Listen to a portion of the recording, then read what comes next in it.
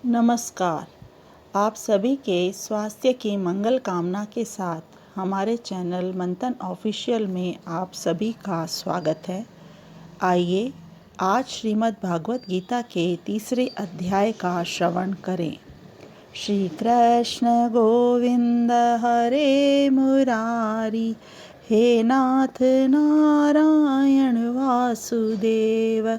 श्री कृष्ण गोविंद हरे मुरारे, हे नाथ नारायण वासुदेव।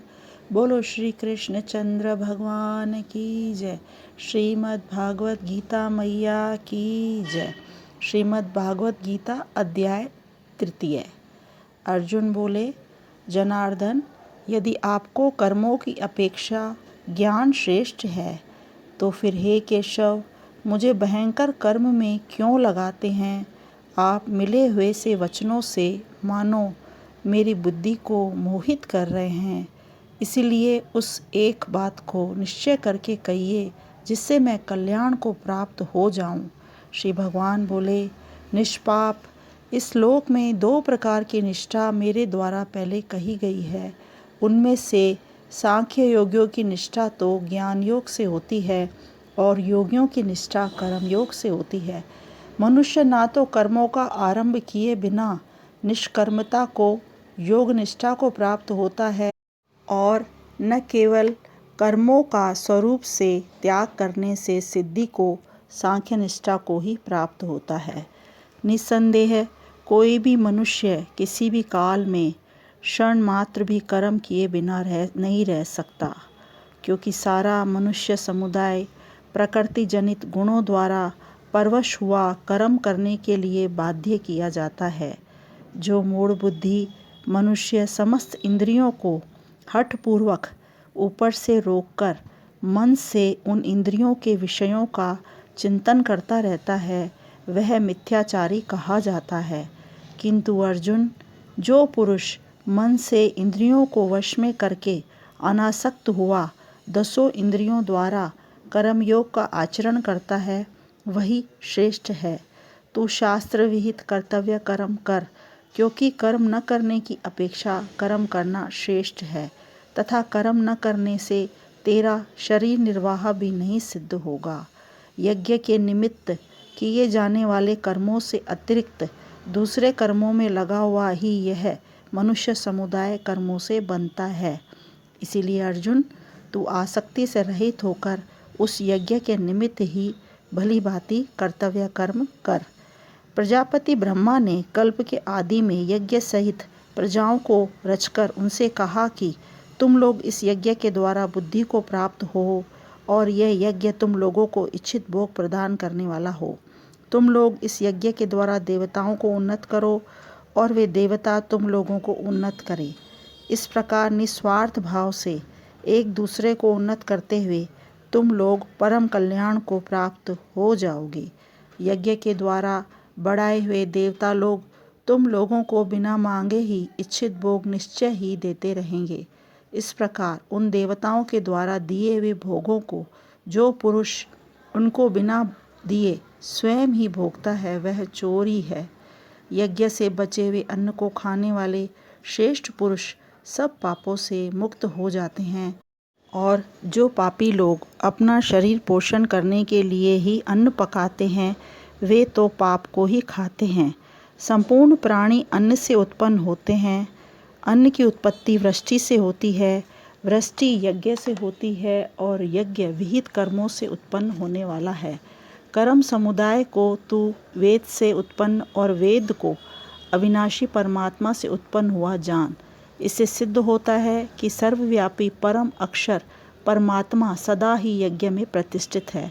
पार्थ, जो पुरुष इस लोक में इस प्रकार परंपरा से प्रचलित सृष्टि चक्र के अनुकूल नहीं बरतता, अपने कर्तव्य का पालन नहीं करता, वह इंद्रियों के द्वारा भोगों में रमण करने वाला पापायु पुरुष व्यर्थ ही जीता है।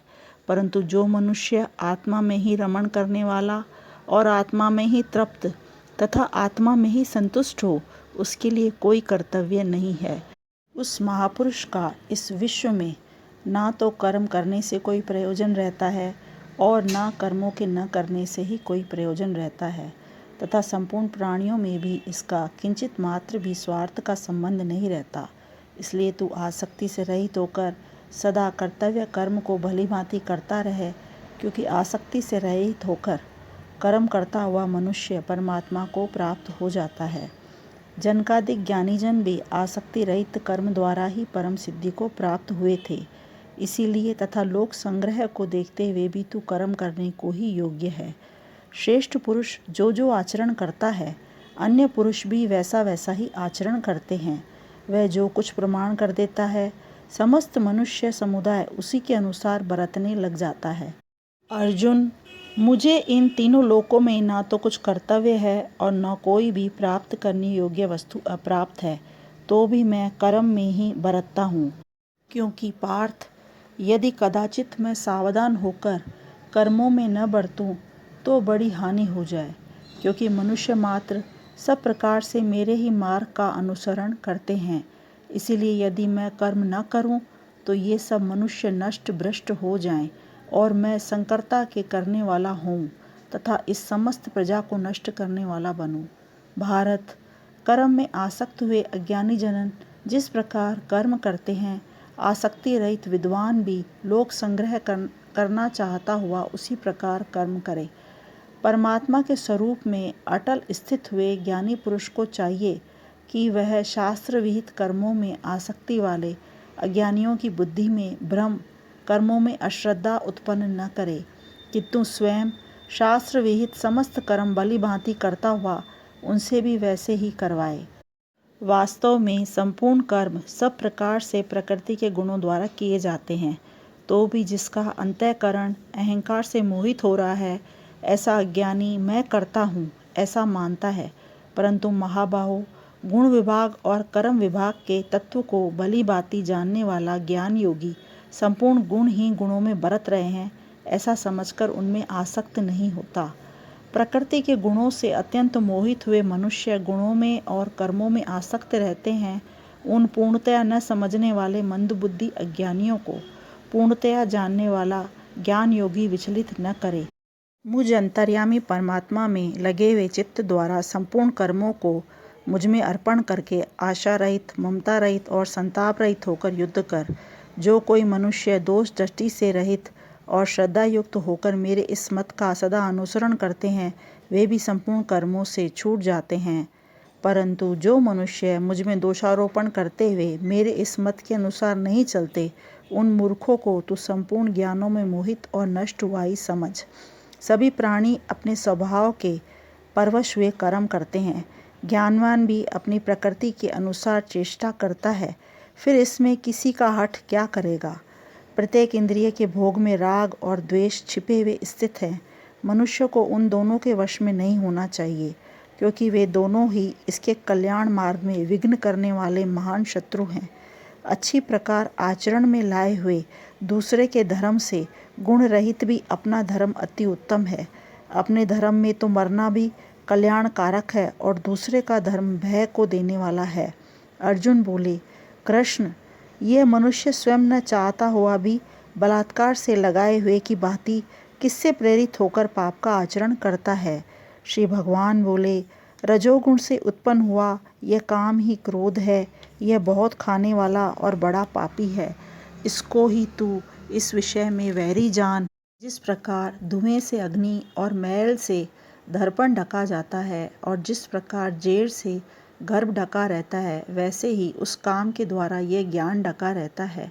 और अर्जुन, इस अग्नि के समान कभी न पूर्ण होने वाले कामरूप ज्ञानियों के नित्य वैरी के द्वारा मनुष्य का ज्ञान ढका हुआ है। इंद्रियां, मन और बुद्धि ये सब इसके वासस्थान कहे जाते हैं। यह काम मन, बुद्धि और इंद्रियों के द्वारा ही ज्ञान को आच्छादित करके जीवात्मा को मोहित करता है। इसीलिए अर्जुन, तू पहले इंद्रियों को वश में करके इस ज्ञान और विज्ञान का नाश करने वाले महान पापी काम को अवश्य ही बलपूर्वक मार डाल। इंद्रियों को स्थूल शरीर से पर श्रेष्ठ, बलवान और सूक्ष्म कहते हैं। इन इंद्रियों से पर मन है, मन से भी पर बुद्धि है, और जो बुद्धि से भी अत्यंत पर है वह आत्मा है। इस प्रकार बुद्धि से पर सूक्ष्म, बलवान और अत्यंत श्रेष्ठ आत्मा को जानकर और बुद्धि के द्वारा मन को वश में करके महाबाहो तू इस काम रूप दुर्जय शत्रु को मार डाल। श्रीमद् भागवत गीता का 3रा अध्याय कर्म योग समाप्त हुआ। दोस्तों, हमारे वीडियो को लाइक और शेयर ज़रूर कीजिएगा और चैनल को सब्सक्राइब कीजिए ताकि आगे भी हम आपसे ऐसे वीडियो शेयर करें। धन्यवाद।